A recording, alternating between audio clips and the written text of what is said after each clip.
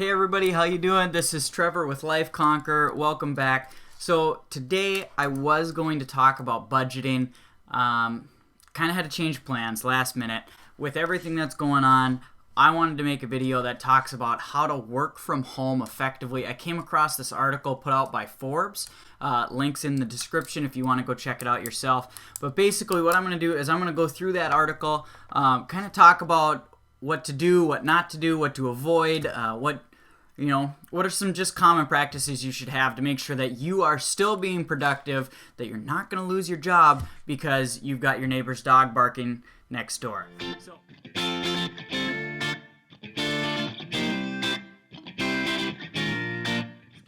So, first things first, when you are working from home, you need to keep a specific work area, whether that is the desk you're working on, or whatever. You need to set aside an area that is for work, okay? And that leads into step 2. The reason you set an area that is specific for work is so then it doesn't flow out into the rest of your life, into the rest of your home. If you've got kids at home, you've got other things going on, you don't want your work following you into the living room where you want to go have lunch or supper and relax, okay? So you set that designated work area and you leave it there.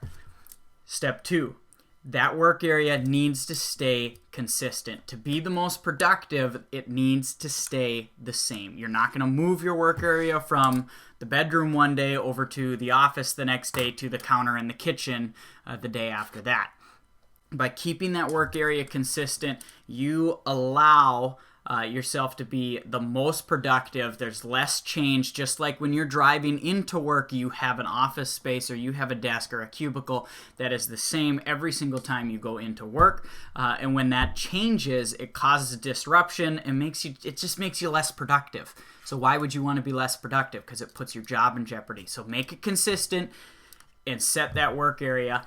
Next is the boundary. So I'm a business teacher. It's what I do. It's what I love to do. I don't allow my students to come into my work area, into my desk, and start rummaging around or picking up papers off my desk or taking, certain things from my desk. They know that there are boundaries that there are to follow. If you have other people in the home, you need to set those boundaries so that they know them and they stick to them, so that they're not coming into your work area and grabbing important papers and running away with them. Okay? So, next is you need to set your work hours. So step 4, set your work hours. If you are needed to be in the office normally at 8 in the morning, you need to get up, get your breakfast, okay? Consider that your commute to work is to get up, get your breakfast, and you need to get in and start working by 8 a.m. Again, it's that consistency. You know at 8 o'clock you have somewhere to be. You need to be at that consistent work area beginning your productivity. Okay, because if you don't have that, if you are missing those work hours, I promise you time will get lost. You will linger at breakfast. You'll find something else to do, which will put off that time. Maybe you don't start till 8:45 that morning. All of a sudden, you've lost 45 minutes of productivity, and that's not good. Your employer's going to see that, and you're going to see it in your workflows. You're just not getting as much done. Okay, so now that we've set the parameters of, okay, we've made it to our desk, we're in our specific work area, our family members or whoever else is in the house, roommates, know that they're not allowed in that area, you need to block any excess noise. So if your roommates love playing the drums and they've got that set up out in the living room, you need to get a set of noise canceling headphones. You can't control what time they're going to play the drums, so you need to control what you can. And that means put in a pair of earphones, put in noise canceling something, okay? And if it is a pair of earbuds, play some soothing music, okay? Soothing music, research shows that music brings on relaxation and it lowers stress, which when we're working, we all know stress can get high, especially if we're not being productive. Things start to get put off, deadlines get closer, and our stress goes up. So if we can find ways to lower that stress, it's all for it. Let's do it and get more productive.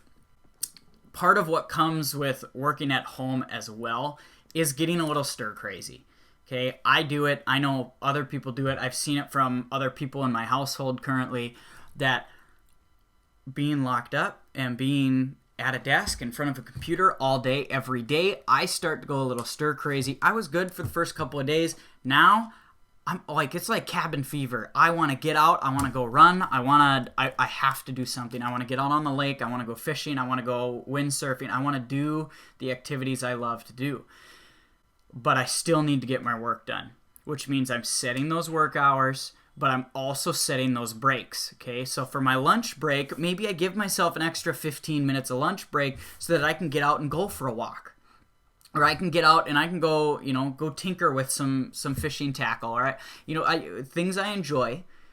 I give myself that little bit of extra time to take a break from my work so I can increase my productivity when I come back. I'm less stir crazy. I'm not sitting here looking out the window when I'm trying to get my work finished.